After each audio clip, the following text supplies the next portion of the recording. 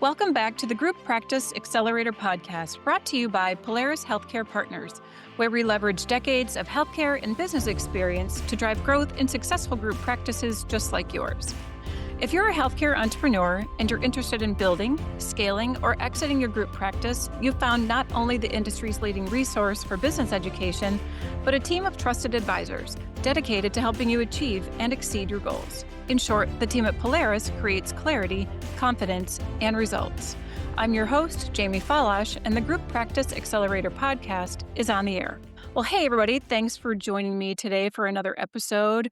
And I'm glad you're here because I was having a conversation with my colleague, Adin Bradley, a few days ago about blind spots on a totally unrelated to dental topic.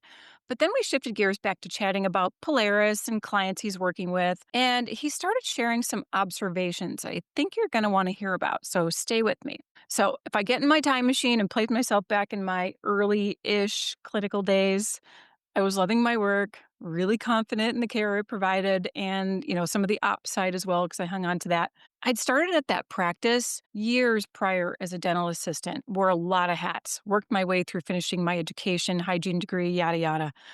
I was in my little bubble, and it was a good bubble. I knew what I was doing, knew where I wanted to go, and the team did as well. But I had this moment after this conversation with Adin about blind spots, and I kind of got in my head about it, that maybe I didn't know during that time actually what I should have known, because perhaps there wasn't a lot of outside influence back in those dark ages. Social media wasn't a thing. I didn't go to a lot of conferences outside of Chicago midwinter. But what I'm trying to say here is I wonder what we could have achieved if our practice had had more outside perspective. Let's think about that. So we know a lot of practices grow fast. And often the leadership team grows up entirely within the business, like I did. So see where I'm going with this? No cross-industry experience, very little outside influence, and suddenly we see those that have 3, 5, 7, 10, or even more offices hit a wall of what we're going to call unknowns. So to unpack some of those unknowns we're seeing with clients and in the market, I've asked Adin to join me here today. And as you know, he's our fractional COO and strategic consulting executive. He is hands-on, in person in locations, so he sees it all. So I want him to come and share not only his observations, but to talk about what works and how to avoid getting yourself into or out of that position that can really hurt the value of your business. Adin, welcome back to the show. Thanks, Jamie. Well, good to have you. I think this is going to be a good conversation. I know we kind of started this randomly, but now it's got some purpose. So I think this will be really beneficial to our listeners. Yeah, a lot of our conversations happen organically as we talk, about our either current or, potential future clients that call and they're looking for some guidance because they have what, we refer to as known unknowns. They know that something is lacking. They can't put their finger on it, and they know they need some help. So what we do is try just getting really focused on basics, where they are. And in today's conversation, which I think is going to resonate with a lot of our listeners, is, where is the gap in the operations? It could be tactical, it could be leadership, but today we're really going to focus around the teams that are within the group practices and their ability to scale with the limited experience that they've had from within the practice. Yeah, and that's not to say that their experience that they do have isn't fantastic. They know their patients, they know the business, but there's an outside element. Like I said, thinking back to my own experience and the conversation you were having about some clients, that there's a lot that we miss. And, we in the back of your head, you're probably thinking, I'd like to learn more about this, and I wonder about that. But there's just so much, I think, when we grow from within that we're just not exposed to. It's not that it's anybody's fault. We just don't see it. So maybe we should start with that. When the leadership team is built from within, let's talk about some of the issues that you have seen there in terms of blind spots and maybe some examples if you have some. Yeah, I think, first to kind of touch back on the theme is that as these groups scale quickly, they have opportunities either, for potential de novo or an acquisition. Often the leadership team are made up of internal team members. Mhm. They haven't had a chance to bring in outside perspectives yet, and this is where the blind spots start to show. Particularly around operations, people, finance, even risk and compliance. We can kind of touch on this. So, this episode is going to uncover where those gaps are and how an outside advisor can help close them and get their leadership team to be more aligned in building that group practice and exposing them to things that they just have not been exposed to. And as you mentioned earlier, they're great team members. They really know how that particular office runs, but that's a completely different scenario than trying to add on two, three, four if or more offices and be able to scale all of those processes and people across a group practice. Well, yeah, and if it's missing from the first few, it's sure as heck gonna be amplified in the rest of them. So, yeah, this is the time. You can't be afraid of expanding your knowledge base, and that here's what I'm saying, don't be threatened by that. It's not, it's not an indictment on what you don't know, it's a growth experience. So I wanna double down on that we're not saying, "Hey, you don't know how to do your job." There are some things that you just might not see that someone else does. So Yeah, it's interesting because as we're talking and for listeners that see snippets of our video on LinkedIn and you see me looking up, that's me pondering. And I'm thinking of all of the clients that we work with, and in particular, I would say over about the last 12 to 18 months, a lot of the conversations are really focused around working with the leadership team. Some of the team members have been promoted. We see a lot of promise in them, and they wanna bring in Polaris to help work directly with them in certain situations. And I am most proud of the fact that the relationships that I have built with these leaders have been really, really positive. And the reason for that is from the very beginning, we let them know that ownership sees promise in them, and Polaris is there really to make them be a better version of themselves. So we're not to be viewed as a threat. And what this does is number one, it gets them out of their comfort zone and we can assess really how open they are to new ideas because that's sort of a key indicator of future behavior. And nearly all have been really receptive to the guidance that we've given them and have thanked us for being not only a resource in the operational part, but actually giving them confidence. I don't name, our clients just for out of respect for all of that. But one of the best texts I ever got was one of the strongest operational leaders that I work with in a practice with close to 50 operatories. And yes, you guys heard that correctly, 50. wow. And she texted me one day after a conversation with the owner. We were spitballing some tactical strategies on growth and where we wanted to put some capital. And she texted me and she said, "I just wanted to say thank you for giving me the confidence because I could never have had that conversation with him a year ago." Wow, And wonderful. that really reminded me of what our purpose is. This had nothing to do with dollars and cents. It had to do with you have helped me become a better leader so I can articulate my ideas to the visionary, and I would not have had that ability a year ago. I would have probably just went along to get along. And I see that in a lot of leaders that we work with, and it's quite frankly one of the greatest rewards I get out of what we do. I'll tell you, I've said this on a couple of other podcasts, and I love to hear stories like that. I'm very fortunate to have many acquaintances and some wonderful friendships with leaders across this industry. And I will tell you that with a very rare exception, they have people that guide them. They have people that mentor them. They have people that call out their blind spots. And they're not there to say, "Oh, you're doing a good job, pat on the head." It's, "Hey, you've missed this," or "You're doing a good job, but you could do this better." So we all need to have that type of mentorship and outside perspective. I don't care who you are or where you are in your career, top of the food chain or just getting started. You need it. You do, and I read an article not too long ago about what what owners or CEOs look for in their people. And I was reading the article and waiting to see this silver bullet. Mhm. And you know what the answer was?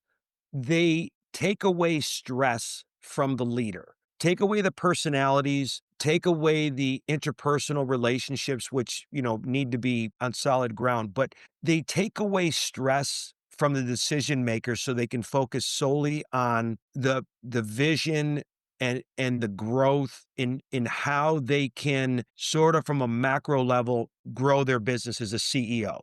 And what we try to do is help these leaders manage up, but also learn how to manage different personalities, both above and below them. Because the best communicators are able to communicate at a level that other people will hear them. So we have to be chameleons at times. For those that are listening, we all know there's some people that we have to really be soft with because they're kind of sensitive. There's some that are very blunt, just give me the facts. Yeah. And how you respond to them and what their, I'm using this in air quotes, their love language is that gives them motivation, it gives them purpose, but more importantly, gives them affirmation is not only from the top level, but the leadership team has to do that with everyone below them because they're responsible for the culture, the processes, the profitability, and most importantly, the retention of those team members. Yeah, and there's no growth from bringing in people or outside help to tell you what you already know. You want to, as a leader, bring in people that give you that comfort, that ability to go do your job Mm, because they're bringing in a different experience, a different perspective, because you can't be an expert at everything. But as the owner, you need to be an expert at identifying talent and identifying what's going to benefit your business. yeah. You're Yeah, filling the gap. and yes, and I'll say just real quickly, one example is when we talk about getting them out of their comfort zone is that often in a one or maybe two practice group, decisions are made really from habit rather than best practice or benchmarking, right? Yeah. And we hear this all the time. It's the way we've always done it. No, I So hate that. It's like a yeah, pet peeve of mine. and I can generally tell from the first question with a leader, I always start with define your role to Mm. me. What are you responsible for?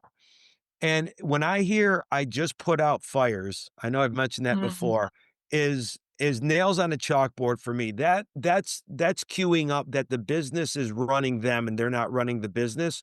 Yeah. So how do we pack up what we're looking to do and find those known unknowns, but also the unknown unknowns? Because you start to bring in compliance exposure, you may be getting ready for M&A, you might have to have negotiations with contractors, you may have to set up a DSO or MSAs, master services agreements. These are things that are not done at a single office level. So you No. really start to bring in areas of scale, centralization, standardization, and more importantly, how do you replicate what you've done successfully in one office to another that is fact and data based and not just simply trying to emulate exactly what you have at office one or two? Yeah, because it doesn't always work that way. Just because it works well at 1 or 2 locations doesn't mean that it's a scalable thing. But I wanna pick apart what you were saying, and I know you and I were laughing about the known unknowns, and there's a Donald Rumsfeld thing in there somewhere that I won't try to recall. But let's start with the known unknowns, because I'm gonna butcher it if I put it all together. Tell me about those. What are some of the known unknowns that people need to keep their eyes open to? I think this is a great question, by the way. I think this is an area where someone knows that as we get bigger, we are going to bring in different layers of maybe state and or federal compliance, right? So if we get above 50 employees, there's an HR component to, legislative FMLA. There Okay. might be EEOC and OSHA requirements, benefits. So there's just a lot of things that fly under the radar in a small practice. And then you might start to think, okay, we're getting big enough to start centralizing some departments because it's getting too chaotic. Or how do we implement bonus structures because the pool of money is going to be much larger to dole out?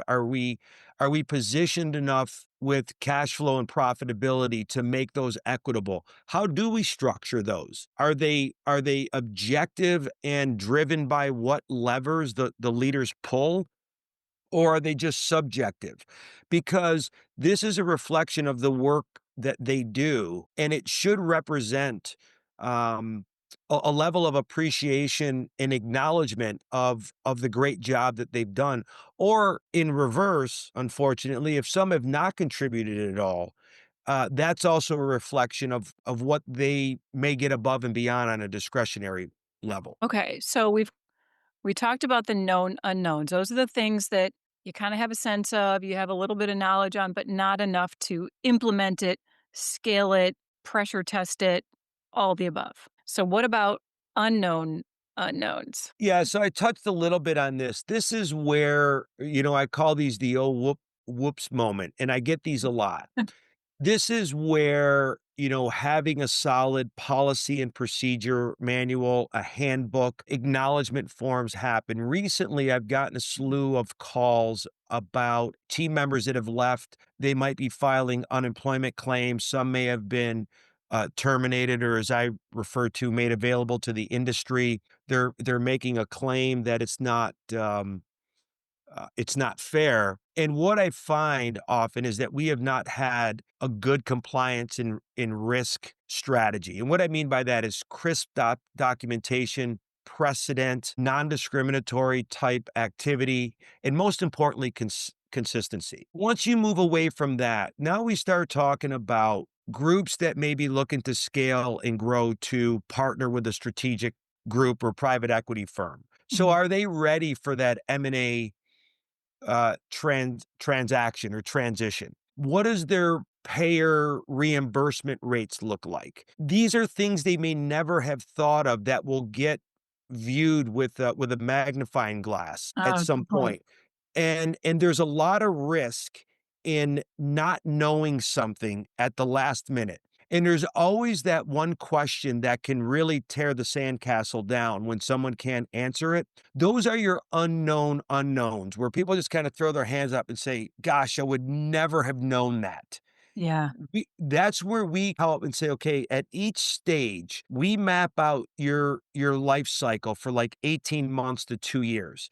And as long as you're executing on that life cycle, how do you implement certain either departments, standardized areas, metrics based performance levers, um, change management, we call it talent acquisition or talent assessment, leadership development. How are you doing that along the way so you're actually prepared for all the things that you have strategized to do and not playing catch up? And a lot of times there just are things that people don't know. And I always like to give a good example. And I know he's listening, so I'm going to give a shout out to my buddy and say, hey man, I'm sorry to use you here.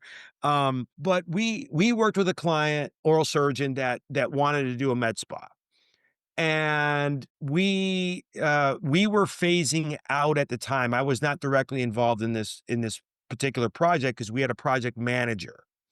But I did help the director of operations a little bit with the staffing and marketing and all that. So let me fast forward to we're getting ready to open and the current office. So if we go back to building out of habit rather than best practice, the former office was a Cat 2 office, which is a designation of the type of equipment, electrical work, suctioning, fire codes, all of that. But Mhm. when they built the new office, it had to be a Cat 1. It was built as a Cat 2. Long and short of it is, it was about $100 to $150,000 Uh, direct cost to have to refit and upfit certain areas to pass code and probably push their certificate of occupancy back about 3 to 4 months. Now think about this. You're paying on the dollars that you borrowed to open it. You're paying for the staff that you hired to work there. You paid for the marketing to attract new patients ouch. and you're closed. And what we heard was, how would we have known? And that's why you have to pressure I test know. every single decision. And what I say is whatever your initiative, Talk about the best case scenario, but talk about the worst case. What's the criteria for success? And most importantly, what are the barriers to that? And then who owns that? And all along the way, ask questions and then pivot to make sure that that doesn't happen. That is an unknown right there. And do That I is a very blame any expensive unknown. Wow. Right, right. And is there blame to go around? Not really. I mean, our leaders are not construction experts, but we should have ensured that the contractor was getting permits of what we were building instead of just saying we're going to replicate what we have. Yeah, that is where just getting an outside perspective, it doesn't have to be complicated, but bring somebody in. Spend a little money up front, do it right the first time because I can guarantee if they had brought somebody in, it would have been a lot cheaper. A lot Much. cheaper. Yeah, I'll say even exponentially. yeah, I'll go that far. All right. So we're already kind of getting into what I was going to talk to you about next or ask you about next is why outside experience matters. I think you just told a really good story about that. yeah. So we've pretty well covered that. Anything else you want to add on maybe some other outside experience? Yeah, firstly, I love cross industries that are very similar. Mhm. Particularly in healthcare and even retail and hospitality, because there's a customer service level there when it comes to our front desk people, anyone that's client facing that isn't, requiring a particular license or certification. But many practices, and we work outside of dental, veterinary care, podiatry, plastic surgery, the common denominator here is that they are all provider driven with a fixed cost structure. You have doctors, veterinarians, you have clinicians in dentistry, and they drive production along with associates as well as in dental hygienists. So, but your fixed cost structure is how are you managing your expenses against all of that revenue? So, what this prevents is reinventing the wheel and really getting an outside perspective from others in other industries that say this worked for us. Why couldn't it work here? And it served me well in my career in the corporate world because I was able to transition from I had a C-level positions in both EMS and urgent care. And the transition to each of those, including dental when I was with an enterprise level DSO, the transition was very easy because much of the drivers are the same. It's just the type of medical work that we're doing. Mhm. So I love outside dental only folks that come in that bring a fresh set of eyes in and kind of pressure testing what we're already doing. And that gives a competitive advantage because they bring in an element of newness, for lack of a better word, that others may not be doing. And I think that can help some practices gain, as I said, that competitive advantage within their demographic. Yeah, we all get tunnel vision at some point. We live in our own little bubble, like I said, and you need some outside perspective. So let's look at some steps to not only prevent but even correct. So we know that we really should bring in an outside perspective. Yes, check the box, call somebody, call us, we can help. In addition to that, what else can I be doing? I think we call it, building a culture of curiosity. And I think Okay. I think a lot of these leaders need to embrace that we are a resource, we're not a threat to them, and then admit to what they don't know, or more importantly, what they think they don't know and what they want to learn. And often what I ask is, tell me what tell me what sucks up a majority of your day. And that starts to give a key indicator of where there's a hole in the bucket. Mm. That tells me that they're working from a micro level. They're managing chaos. We're going to go back to the saying, putting out fires Yeah. instead of tackling the initiatives one at a time, obviously the most important ones that have the most impact. And then what's interesting, I just had this call with a group the other day. I'm working with their leadership team directly with a leadership development program. And as we started to tick off some big ticket items, you start to see things that have been totally ignored because of the the raging fire of big things that impact, patient flow and processes and patient satisfaction, that we haven't really had a robust system, say, for patient portions of insurance, credit balances, rescheduling, reappointments. All this stuff has kind of fallen by the wayside. So this is where we really start to tackle two or three really big initiatives, and they start to feel really good about the process. They're like, okay, I've created this process. I put the right people in place and it's repeatable. Now let me go to the next area. And that is generally determined by A, profitability, B, how much time are you wasting on unscheduled time? People constantly come into your office for the same things. Mm, And then what we want to do with that is create systems to pressure test those strategies. What are our daily metrics? What's the accountability? Do we have internal peer groups like a buddy system?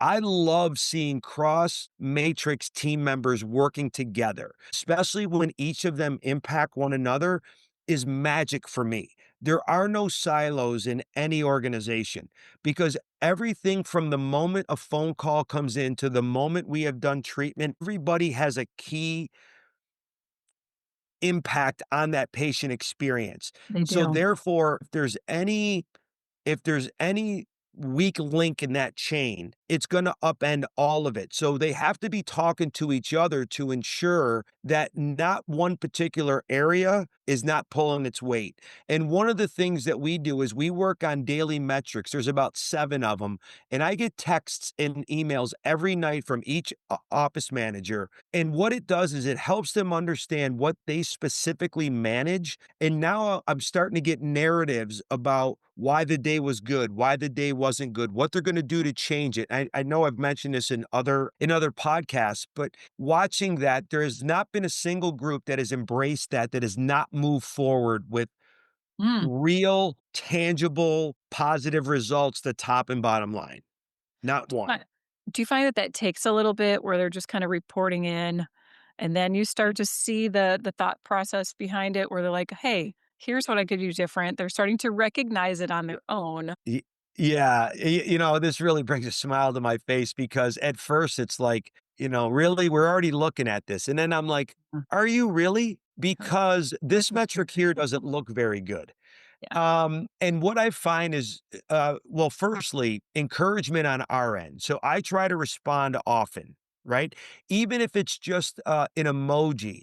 I want them to understand that their work is not going unnoticed. And what I have found is just organically, they start to look at where their blind spots were and how they correct them, and they quickly turn weaknesses into strengths. And then they start really understanding what levers they need to pull to correct one or two particular uh, uh, metrics within that daily sheet. It's an organic process that doesn't take long, but the magic in watching them become autonomous, responsible, all the things that leaders really need to be, that in the beginning they were just kind of going through the day with no plan. Now there's a plan to address something that is blinking red on those metric sheets, and it's causing them to think, it's causing them to have a strategy, and it's causing them to get with their people to say, we're lacking right here, we have to fix this. And it's proven to work because we see noticeable improvement in each of our clients modeling as we go through, like where we started and then through the journey, and we can map all of this very easily. If we are sitting down with a client like we do and we're starting with their vision in mind, meaning 5, 10, 15 years down the road, then you know how to map out that 12, 18 months to take off maybe a bite-sized piece of that that's more scalable. But I noticed you had a smile on your face before when you were thinking of somebody. So I know you have a story in your head. So why don't we wrap up with you sharing a short success story? Because I know you have one. Yeah, this is one of my favorite. That's why I'm smiling. So we started working with a group in a large practice outside of dentistry. It's in plastic surgery. And they had really great revenue coming out of COVID. And if we remember, dollars were plentiful and where you could spend them was limited. and there was sort of this sugar high. But when I took out those two outlier years, our trajectory really was okay, and they went backwards in 2023. And Walker and I flew down and we looked, and they're racking their brains, and we're sitting with the treatment coordinators, and we were asking questions, and we pressure tested all this. And I finally asked this question: what are we solving for? And what was interesting was it was conversion percentage. And I said, no, we're solving for revenue. We have a revenue problem. So what we did is we changed our strategy to try to go away from trying to sell. Now we're talking 10, 20, 30, $40,000 cases here Okay. over the phone. And what we really tried to do was educate the patient as much as we could on the phone and get them to come to the practice. It's a gorgeous, really current, well-designed office that sells itself. This is the Ritz-Carlton of offices. And what we found, I literally just went through these metrics with their VP of ops. Within 1 year, we did this in August, and we asked the treatment coordinators, will you pledge to just try this for 1 quarter? Hmm. And they all said yes. I said, okay, this is what we're going to do, and we're going to start measuring it. I am proud to say that from September of 2024 to August of 2025, we beat year over year, 12 months in a row. Number one, we increased revenue by 28%. And we also increased the number of patients by like 40%.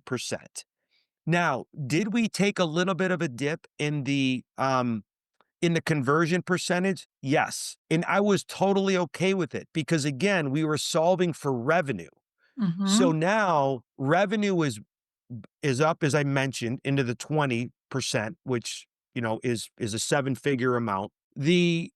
The number of patients that we have brought in that converted on the spot grew, but more importantly, we created more opportunities for referral sources because we had over 100 new patients. And I met back with the team about 6 or 8 weeks ago because it's been a while since we all talked, and they're really motivated, and and when we showed them the numbers, they didn't even realize we had over 100 new patients. Oh, They're like, wow. "Wow."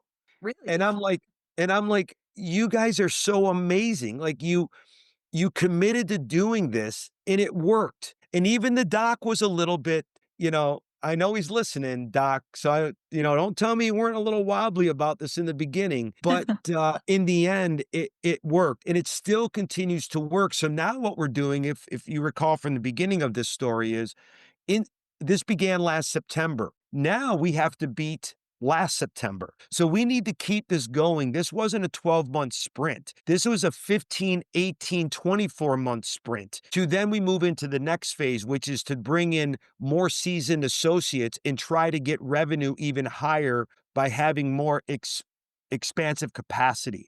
But for me, there's so many success stories, but this is one that was just a complete mindset shift that needed the buy-in from those that really were patient facing and they pledged to do it. These are people that have been there for 10, 15 years that have always done it a certain way. Yeah, and it's been awesome. I absolutely love this team, and I love the fact that they put their trust in us, and seeing the end result made it all worth it. Well, and you said something really key there. They put their trust in us. And Mhm. that's hard to do, not from we can't trust you perspective, but it's hard to do when you are challenged to identify your own weaknesses, right? Yeah, Identifying your own gaps and realizing that you might have had a little bit of tunnel vision and been living in your nice little comfortable bubble yeah. again until, like you said, the wheels start falling off the bus and it's impacting revenue. So Mhm. I love that they put their trust in us and I love that result. I want to see that for everybody, of course. So Stay tuned because this story is gonna come back, soon enough. okay, I want you Putting to a little report teaser. back. Yeah, Yeah. Well, good. I'm gonna hold you to that. But yeah. it is always great to have you on the show. I love your stories. I love your perspective. I know our audience really values the fact that your multi-site experience is hands-on, you're in the trenches with them, and you're not just phoning it in. Like, you are available, you do the work, you put in the work, and they see the results. 100%. And I wake up every day looking forward to how we can continue to help groups grow and meet the vision that they set out. Good, we're doing it. And to our audience, we very much appreciate that you support us by subscribing to the podcast. And we love the questions that you send us, so keep them coming. We'll keep producing content that you're asking for. So as always, if you want to learn about any of our Polaris expert advisory services, or maybe there's a topic that we haven't talked about yet that you want to hear about, just send us an email to info@polarishealthcarepartners.com, or you can always go to our website, click that Contact Us button, and we're at polarishealthcarepartners.com. So thanks again for being a loyal listener and subscriber. If you enjoyed today's episode, please share it with a colleague and be sure to leave us a rating on your favorite podcast platform. We'll see you on the next episode of the Group Practice Accelerator Podcast.